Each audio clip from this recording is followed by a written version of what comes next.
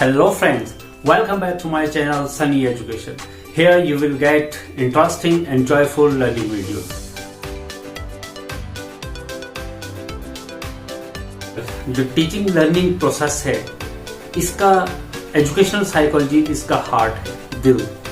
अगर ये दिल धड़कता है तो टीचिंग लर्निंग प्रोसेस इफेक्टिव रहती है। अगर ये दिल धड़कना बंद कर दे तो टीचिंग लर्निंग प्रोसेस जो है डल हो जाती है। बट अगर हम इसको डिफाइन करने की कोशिश करें, I'm taking a part of it. Educational psychology is a part of psychology. What does it mean? That it is the part of psychology means इसको समझने से पहले हमें साइकोलॉजी को समझना है। सो साइकोलॉजी है, इसका ओरिजिन 2 ग्रीक वर्ड से हुआ है। One is psyche and second is logos. तो साइकी का मीनिंग होता है सोल और लोगोस का मीनिंग है study. It means what is psychology? Psychology is the study of soul, the study of spirit. अब हम एजुकेशनल साइकोलॉजी पे आते हैं। हम बात करें एजुकेशनल साइकोलॉजी की। It is an applied branch of psychology in which theories and principles of psychology are applied to education. What does that mean? It means the findings of psychology are applied in the field of education. मतलब जो education के field में हम इसकी psychology की जो findings है उनको अप्लाई करते हैं। कैसे? कि लर्नर कैसे पढ़ना चाहता है, लर्नर क्या पढ़ना चाहता है और लर्नर क्यों पढ़ना चाहता है, किन परिस्थितियों में पढ़ना चाहता है। तो ये सब चीजें स्टडी करता है educational psychology.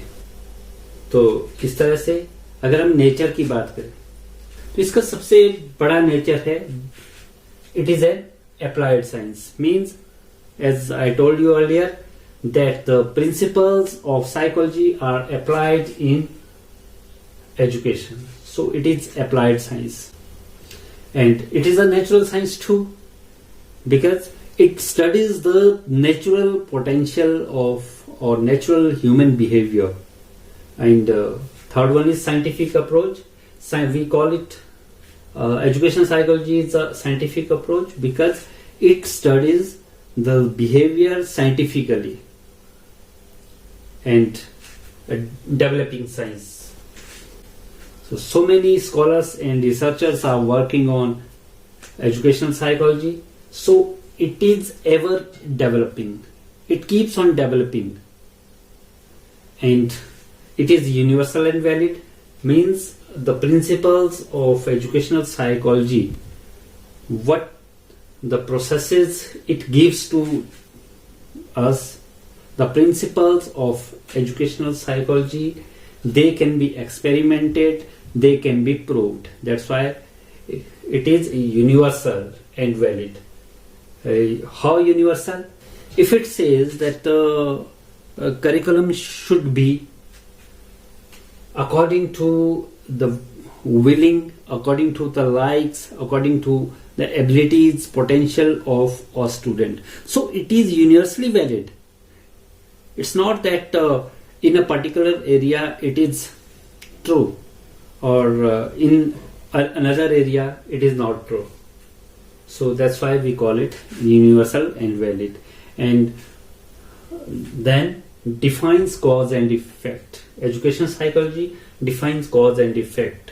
What are the problems of a learner and what is the causes behind it.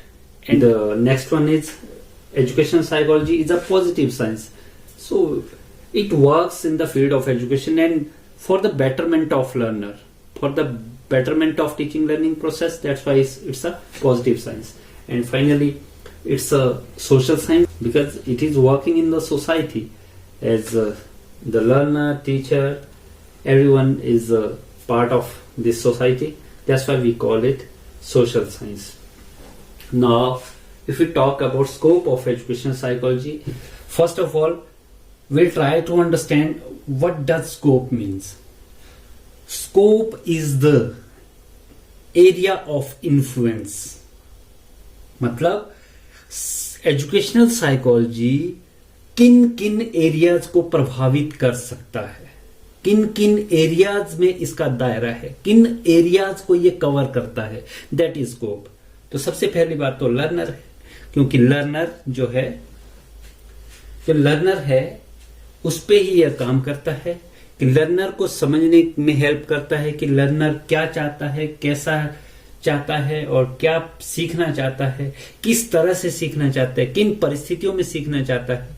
ये लर्नर को सबसे पहले स्टडी करता है और लर्नर को इन्फ्लुएंस करता है एजुकेशन साइकोलॉजी। लर्नर को समझने में एजुकेशन साइकोलॉजी हेल्प करता है हमें, और उसके बाद ये काम करता है लर्निंग एक्सपीरियंसेस पे। Learning experiences are the experiences which you have got throughout your life. Then comes learning processes, मतलब जो वो सीखना चाहता है उसमें कौन सी प्रक्रियाएं हैं। अगर हम बात करें लर्निंग एक्सपीरियंसेस की, तो लर्नर जो सीखना चाहता है उसमें कौन कौन से लर्निंग एक्सपीरियंसेस है, उनको चूज करने में हमें एजुकेशन साइकोलॉजी ही हेल्प करता है। और उन लर्निंग एक्सपीरियंस को एग्जीक्यूट करने में कौन सी लर्निंग प्रोसेसेस काम आएगी, वो लर्निंग प्रोसेसेस भी हमें एजुकेशन साइकोलॉजी ही हेल्प करता है। एंड देन लर्निंग इन्वायरमेंट, वो लर्निंग एक्सपीरियंस और लर्निंग प्रोसेसेस किन परिस्थितियों में, किस वातावरण में एग्जीक्यूट हो सकती है बच्चे के लिए, उस हिसाब से जो है कंड्यूसिव इन्वायरमेंट हमने देना है। तो ये लर्निंग इन्वायरमेंट को भी इफेक्ट करता है, लर्निंग इन्वायरमेंट को कंड्यूसिव बनाने में हमें हेल्प करता है। एंड फाइनली द टीचर को ये लगातार मोटिवेट करता है कि किस तरह से लर्नर के विलिंग्स, लाइक्स, डिसलाइक्स, उसकी एबिलिटीज, उसके पोटेंशियल के हिसाब से टीचिंग लर्निंग प्रोसेस को चलाया जाए। तो ये इसका स्कोप है। तो दोस्तों, अगर आपको हमारी वीडियो अच्छी लगी हो तो लाइक और शेयर जरूर करें। धन्यवाद।